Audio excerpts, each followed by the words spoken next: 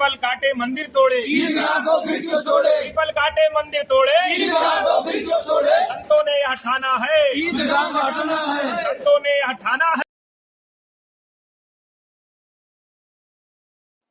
नमस्कार दोस्तों, स्वागत है आपका और आपके साथ हमेशा की तरह मैं हूं आशिमा त्यागी। दोस्तों, आज बेहद गंभीर और महत्वपूर्ण मुद्दे पर हम एक बार फिर से बात करने जा रहे हैं, क्योंकि ये कहानी सिर्फ एक वीडियो स्क्रिप्ट नहीं है।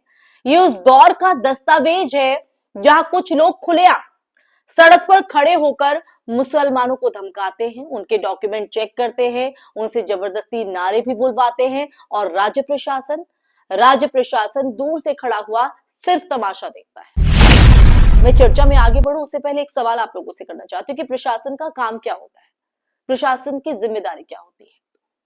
सोचिए दोस्तों, किस लोकतंत्र में एक आम नागरिक, चाहे उसका नाम राकेश उत्तराखंडी हो या कोई भी, दूसरे नागरिकों को रोककर उनसे भारत माता की जय बुलवाएगा, पासपोर्ट दिखाने को कहेगा, राह चलते अल्पसंख्यकों को पहचानने की कोशिश करेगा? कौन सी धारा, कौन सा कानून और कौन सी संवैधानिक शक्ति देती है ये उसे अधिकार?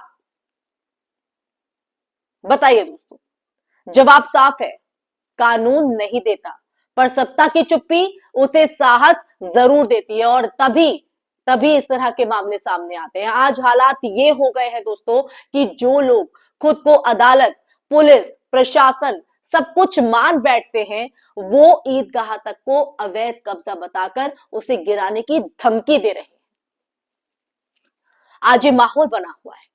अयोध्या में 28 नवंबर को जो हुआ वो किसी एक जमीन का विवाद नहीं था,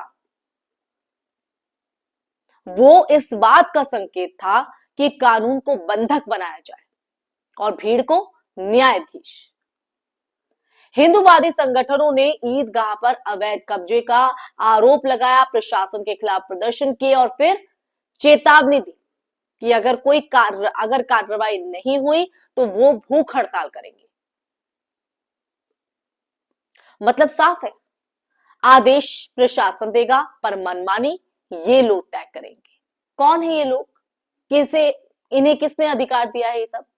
क्योंकि दोस्तों, कानून कहता है कि ऐसी शिकायतें राजस्व विभाग, वक्फ बोर्ड या न्यायालय देखते हैं, पर सड़क पर खड़े होकर नारे लगाने वाले लोग अपने आप को सुप्रीम कोर्ट समझ बैठे हैं क्या? और सबसे बड़ा सवाल देखिए, सबसे बड़ा सवाल यह है कि जिला प्रशासन किस लिए है? जब कोई नागरिक खुलेआम कहता है कि वो ईदगाह हटवाएगा, जब कोई धमकी देता है कि वो प्रशासन को अपने हिसाब से काम करवाएगा,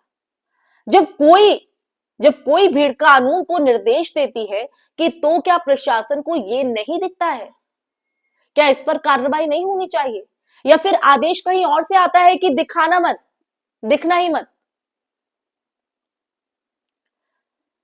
दोस्तों, ये जो राकेश उत्तराखंडी जैसे लोग हैं जो मुस्लिम को चिन्हित कर घूम रहे हैं, ये वही तरीका है जो इतिहास ने हमेशा फांसीवादी राजनीति में देखा है।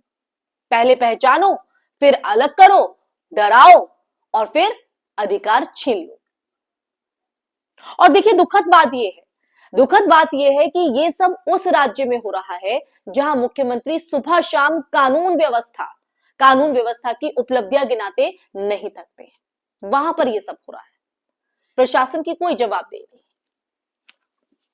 कानून को हाथ में लेने वाले लोग खुलेआम वीडियो बनाकर डालते हैं, मीडिया उन्हें हिंदूवादी नेता कहकर दिखाती है और प्रशासन उनके खिलाफ एफआईआर दर्ज करना भी भूल जाता है।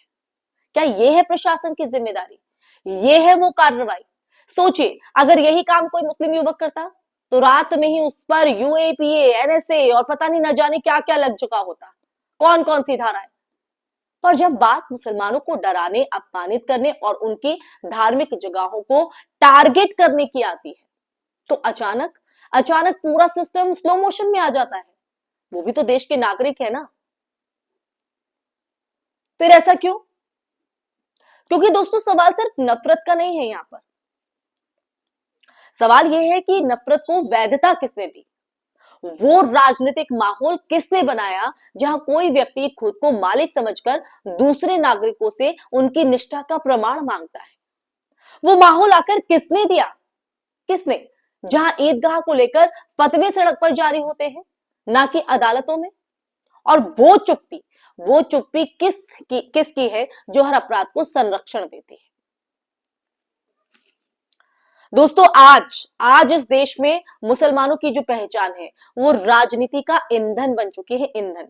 कुछ लोग इस आग पर राजनीति की रोटियां सेक रहे हैं और सत्ता उनके लिए चूल्हा बन गई है। वरना ये कैसे संभव है? ये कैसे संभव है कि कोई आदमी खुलेआम ये कहे कि अगर प्रशासन कार्रवाई नहीं करेगा तो हम करेंगे। कहां से आती है हिम्मत? यानी कोई तो शय है पीछे, और फिर भी प्रशासन उसके खिलाफ कोई कार्रवाई, कोई एक्शन नहीं लेता। ये तभी संभव है दोस्तों, ये तभी पॉसिबल है जब वो आदमी जानता हो कि उसके पीछे सत्ता का हाथ है या कोई ऐसा ताकतवर हाथ जो उसका कुछ नहीं बिगाड़ सकता। और अंत में, आज की चर्चा के अंत में, सबसे बड़ा अपराध सिर्फ नफरत नहीं है, बल्कि नफरत के सामने सत्ता की खतरनाक खामोशी है। वो चुप्पी जो ऐसे लोगों को शय देती है। लोकतंत्र में प्रशासन जनता से ऊपर नहीं होता, पर नफरत फैलाने वालों से नीचे भी नहीं होता। अगर आज इन छोटे छोटे बिंदुओं को या छोटे छोटे चिंटुओं को रोका नहीं गया तो कल वो ये तय करेंगे कि कौन नागरिक है और कौन देशभक्त है। क्या आप चाहते हैं ऐसा? किसकी पूजा कहां होगी और किसे किस सड़क से गुजरने कहा गया? आप चाहते हैं ऐसे देश में रहना? दोस्तों, कहानी यहीं खत्म नहीं होती है। कहानी तब खत्म होगी जब लोकतंत्र जागेगा, जीतेगा, जब कानून सिर्फ किताबों में नहीं सड़कों पर दिखाई देगा ऐसे लोगों पर, और जब सत्ता ये समझेगी कि किसी एक समुदाय को डराना पूरे देश को कमजोर करना है, तब ये जंग जाकर खत्म होगी दोस्तों। और यही सच है, और यही सच सबसे ज्यादा असहज भी करता है। आप मेरी बात से कितना इत्तेफाक रखते हैं दोस्तों, जरूर बताइएगा। इसी के साथ इस चर्चा में फिलहाल के लिए बस इतना ही। ये चर्चा सुनने के बाद आपके मन में क्या विचार है जरूर साझा कीजिएगा, कमेंट बॉक्स में कमेंट करके बताइएगा दोस्तों। इस वीडियो को ज्यादा से ज्यादा शेयर कीजिएगा ताकि सच ज्यादा से ज्यादा लोगों तक पहुंच सके। इसी के साथ आप लोगों से इजाजत लेना चाहूंगे, फिर हाजिर होंगे कैसे ही सच के संवाद को लेकर। तब तक के लिए अपना ख्याल रखिए। जय हिंद, जय भारत, नमस्कार।